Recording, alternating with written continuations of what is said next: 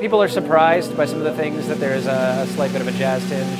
There's been more of a post-metal influence. And so typically someone will introduce an idea and we'll build on it, and we'll go as long as we can go. And if we reach the end of the track, perfect. And if we don't, we'll hit a stop, and then maybe somebody else will say, well, what if this fits? Or maybe we'll have to come back to it 2 months down the road. But for the most part, there's really there's no single orchestrator for the group. Everyone does have an influence over the other instruments, you know, because everyone can play multiple things to a certain extent, and everyone give their own opinions. There's no qualms about sharing opinions. There's no tenseness or anything. So it's definitely a collaborative process. I think it was a lot more about the selection of the room. Yeah. When we were doing Dogs, it was, hey, you know, we spent a little time in the studio, but next weekend my roommates are out of town, so let's spend the next 48 hours layering and doing this and that. We worked at a place called the Compound down in Long Beach, and just an old house converted into a studio, just big, spacious rooms, and so that's what, you know, we were more excited about the room, and we again spent less time on what we were bringing in. We just wanted to keep what we had. Yeah, pretty much bringing the live rig into the studio. The gear wasn't so much of a concern. I played on dull, bloody bass strings. We got that chaotic element of, you know, here's a live show in a rusty house, and so some people will be behind it, some people might want it to be a little bit cleaner, but in the end of the day, it's going to sound like a library safety show.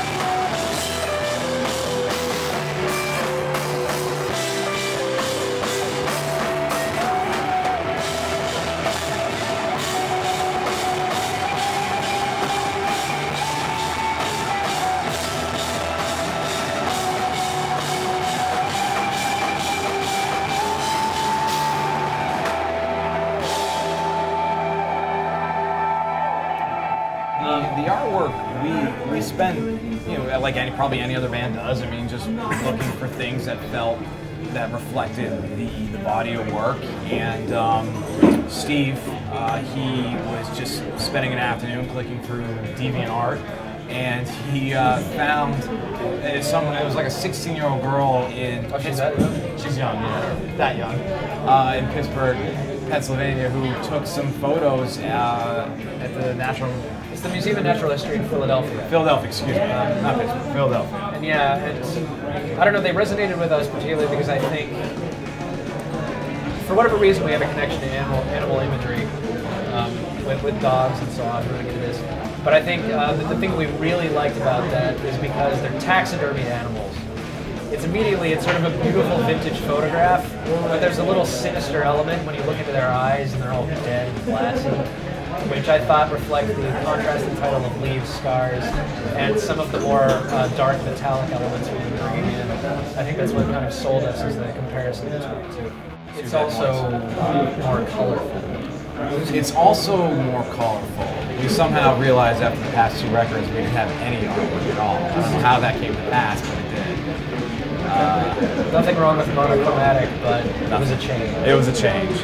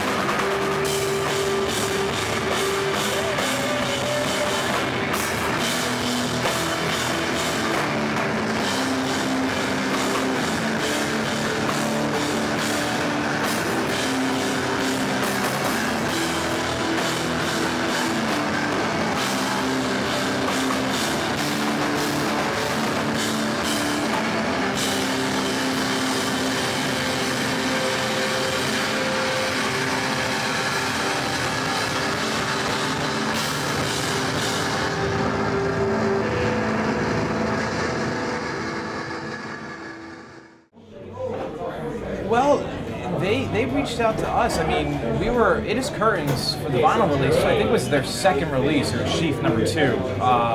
Sheath number 1 was If These Trees Could Talk.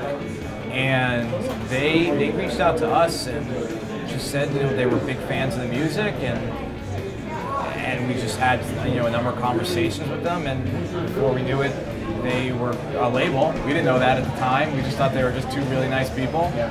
And they said that, you know, they would like to put his Curtains out on vinyl. And we thought that seemed like a pretty fair deal. And now they've grown to this just wonderful, wonderful, wonderful label that has obviously put out just a number of great records and continue to do so. And couldn't just be better people. So caring. You know, it's nice to know that they're always on the lookout for everybody. They're always working so hard. Seems like a very tight-knit family kind of. It is. They are very much. You know, they're a couple, so they work really well together. And the label, yeah, it's like the label. All the bands on the label, it really is. It feels like a family. I mean, when we were back east, New York, Boston, we met up with Caspian when they're out here. When Gifts is on tour, when You May Die is on tour, when Giants are on tour. Whenever we're in the same area, we play. We always get together with the other bands. And it's not just shows. You guys work well together. Yeah, there's an aesthetic that the Mindling Sheep has that links everybody together, but it's not so samey that you know, entitled the Mindling Sheep bill is boring. So we've actually done some all Mindling Sheep. Yes. And it's usually a lot of fun to mix that up. Like Constance with sort of that dark wave vocal element, and Gifts with like the post-rock version of party music. That's a good way of putting it. Us being all aggressive. So we mixed things up well, and I, being someone who came later to the group, I was, Caspian. I was a big fan of Caspian, and then to join the label and to meet them and discover that they're not only great musicians, they're great people, become friends with them. It really has proved to me that it's not just one of those labels that says, oh, we're a family because they want to sell records and look like a cool little indie community. It actually functions much more like that than I would have expected. Yeah.